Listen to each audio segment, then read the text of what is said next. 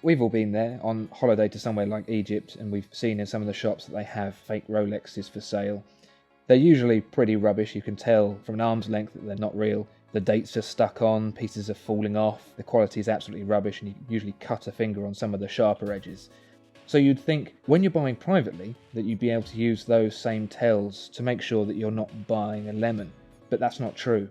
Fake watches now are getting better and better, and we're here to help show you why you need to be extremely savvy if you're looking to buy a pre-owned watch.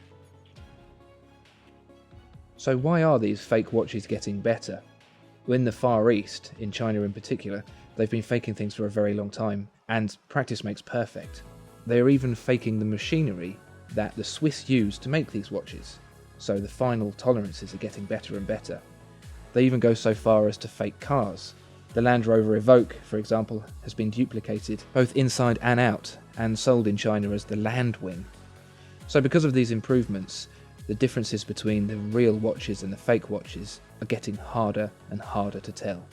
And we're going to show you some of the very, very fine differences between the two. Unfortunately, the differences between the two are very subtle, so we're going to have to show you in extreme detail how to spot the difference between the real and the fake. First of all, we'll start with the case. There's actually no perceptible difference, even with magnification, between the size and the shape of the case. The finishes are identical, polished and brushed. The only real way to tell the difference is by the text between the lugs, on the top and the bottom. The crown, again, you're very hard pushed to tell any difference. You have to look right down into the grooves to see that the machining on the fake is slightly more coarse than on the genuine. The bezel again is very difficult to tell between the two, with the bezel pip on the fake being slightly more white and the lume being slightly dimmer. On the genuine watch, the numbers in the bezel are applied in platinum via a PVD process, whereas on the fake, the numbers are painted. And under high magnification you can see that the paint is shiny and uneven, whereas the PVD on the genuine is completely flat. It's the same story for the crystal. They're very, very similar, with only a very close look revealing that the edges of the genuine crystal are slightly more beveled than the fake. The fake even has a laser etched crown at 6 o'clock. They're both very, very small, and viewing at high magnification shows that the fake's is slightly more coarse. The reflectivity of the crystals is very similar. There doesn't seem to be any perceptible difference between the glare on the two.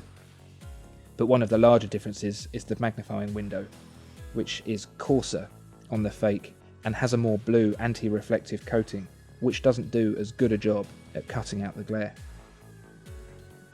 The retort, that's the inner edge of the case around the outside of the dial, is more angled on the fake, and the engraving isn't as well defined. On the dial itself, the markers are ever so slightly more rounded on the edge on the genuine watch. The font spacing is different between the two, with the M in 300 meters being spaced out further on the genuine. Although the print quality is almost identical between the two, the thickness of the print on the fake is thinner than the genuine, and so the paint itself appears slightly more grey than the genuine.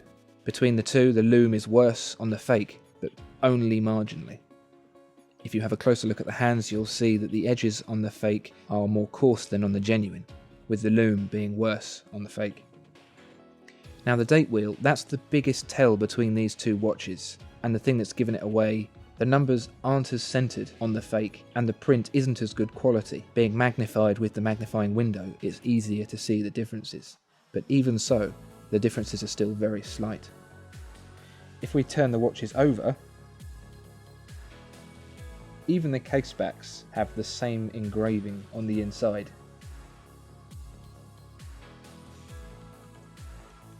When we take a look inside the watches, it becomes clearer which is the fake. The genuine Rolex, of course, has a genuine Rolex 3135, whereas the fake has a fake ETA 2824. It's actually a fairly good copy of a 2824, but is nothing like the 3135. The bracelets tell a similar story, with the links and the clasp being very, very close to each other. Really, the biggest tell are the tolerances on the screws, which don't sit as flush on the fake, and the text engraved on the clasps isn't as neat on the fake.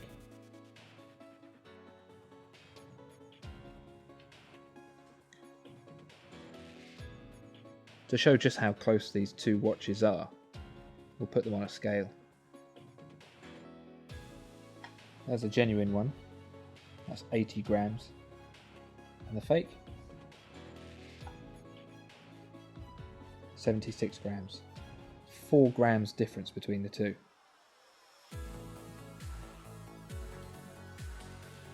So fakes are getting harder and harder to tell, and the differences are only going to get smaller. There are even forums out there that cater to fake watch enthusiasts, where they tweak the watches with custom parts to improve them, spending thousands on their hobbies. So if you want to buy pre-owned, you need to be careful, especially when buying privately. The best way is to find yourself a reputable pre-owned retailer, someone with a good presence that you can trust, someone that's been in the market for a long time. That's the best way to avoid a fake, is to take the risk out of your hands, because as you can see, it's very, very easy to make a mistake.